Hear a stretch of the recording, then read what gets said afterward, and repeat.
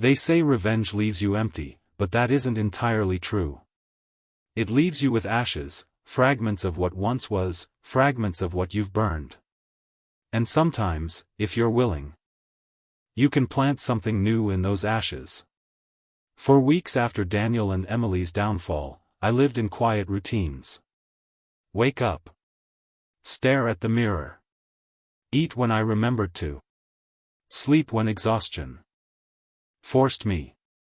I thought that was all there would ever be, survival, not living. But one morning, I woke to the sound of laughter drifting through the window, children chasing each other in the street below. It startled me. Not because it was loud, but because it had been so long since I had noticed joy that wasn't poisoned by bitterness. I stood there, leaning against the sill, listening. Something shifted inside me, something I hadn't felt in years. It wasn't peace. Not yet. But it was a crack in the silence. That afternoon, I forced myself to walk farther than usual. Past Daniel's old office, past the places where Emily's name still whispered like a shadow. I kept walking until the streets grew unfamiliar. I found myself in a small park, quiet but alive with scattered voices, footsteps, and the rustle of trees. I sat on a bench and watched. A man fed crumbs to pigeons. A young woman sketched in her notebook. An old couple walked hand in hand. Each step unhurried, as though they had all the time in the world. For years I had looked at people like them with contempt. How could they live so carelessly, when cruelty ruled the world? But sitting there, for the first time, I didn't feel contempt. I felt curiosity. Could I learn to live again? Days passed. I returned to the park, as if testing the ground of a new world. Sometimes I sat in silence. Sometimes I nodded at strangers. Once, a child dropped her toy near my feet, and when I picked it up, she smiled at me as if I were no different from anyone else. That smile stayed with me all night. It was then I realized, my revenge had defined me for so long that I had forgotten I could be anything else. I started writing again, not dossiers or strategies, but thoughts. Fragments of memory. Descriptions of the park, the child's laughter, the way the evening light painted the buildings gold. Words not meant to destroy, but to remember. Yet healing is not linear. Shadows still followed me. At night, I sometimes dreamt of Daniel's fall, Emily's silence. Guilt mingled with satisfaction, leaving a bitter taste I couldn't wash away. But instead of drowning in it, I let myself feel it, fully, painfully. Because only by feeling could I move through it. One evening, I returned to the desk where I had once spread my revenge files. I burned them. Every page. Every photograph. The flames curled their edges into black, the ink dissolving into smoke. I watched until nothing remained but ashes. For years, I had kept those papers as weapons, reminders, chains.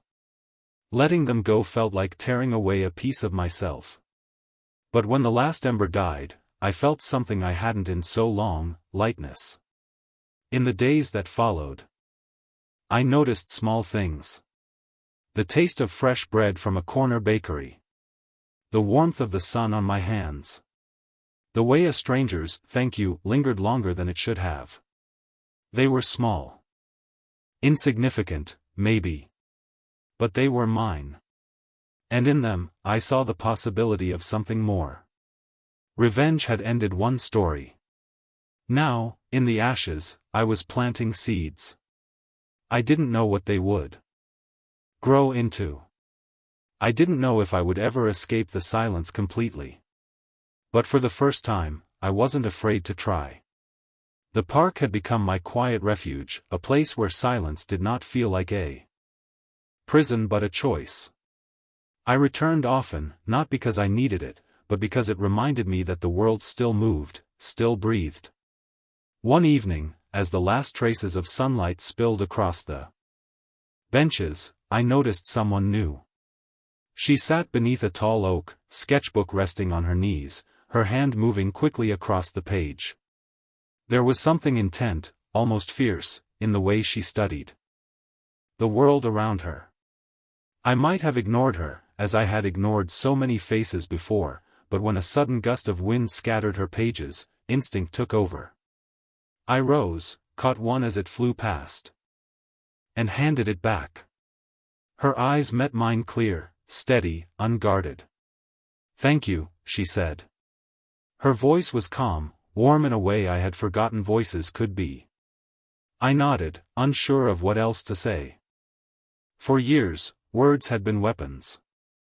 Now, faced with a simple kindness, I found myself disarmed. Over the next few days, I saw her again. Always in the same place, sketching. Sometimes she looked at the people in the park, sometimes at the sky, sometimes at nothing at all. Once, she caught me watching and smiled, as though she had been expecting it. Curiosity tugged at me. Eventually, I asked, "What do you draw?" "Moments," she said simply, tilting her sketchbook so I could see. The page was filled with fragments, the curve of a child's grin, the outline of an old man's cane, the flutter of a pigeon's wing mid-flight. They were not perfect, but they were alive.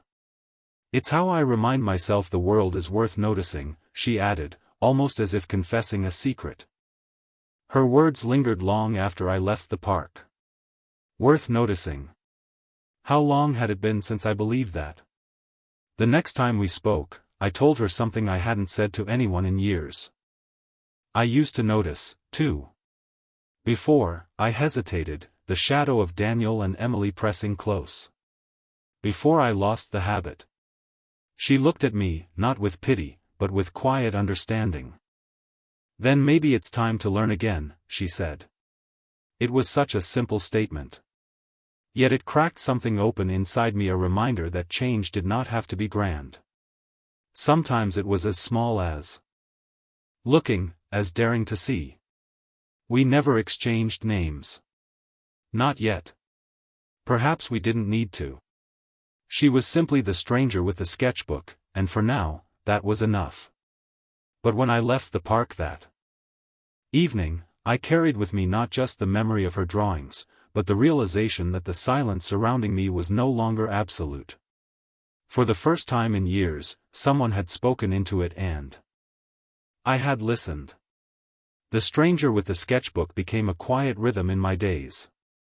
I never planned to meet her, yet somehow I always found myself returning to the same bench, at the same hour, waiting for the soft scratch of her pencil. We spoke more now. Small things, ordinary things. The kind of conversations I had once dismissed as meaningless but now found strangely grounding. She told me she sketched not to capture perfection, but to understand it. "You see more when you slow down," she said once. "Even the broken pieces have their shape." Her words lingered in me like an echo. But closeness is dangerous. The more we spoke, the more I felt an unease I couldn't name. Her presence stirred something buried, not suspicion of her, but fear of myself. Fear that if she looked too closely, she would see the shadows clinging to me.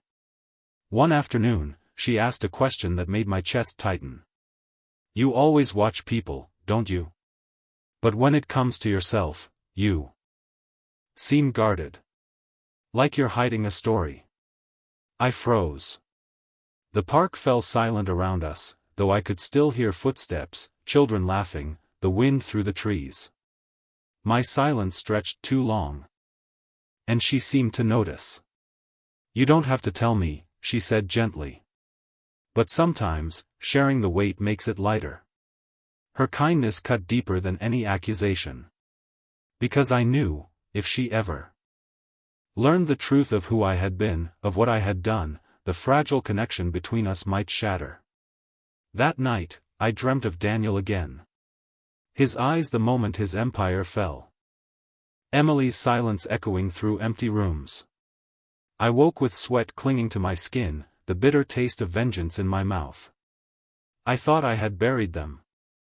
burned the files, scattered the ashes. But ghosts do not burn.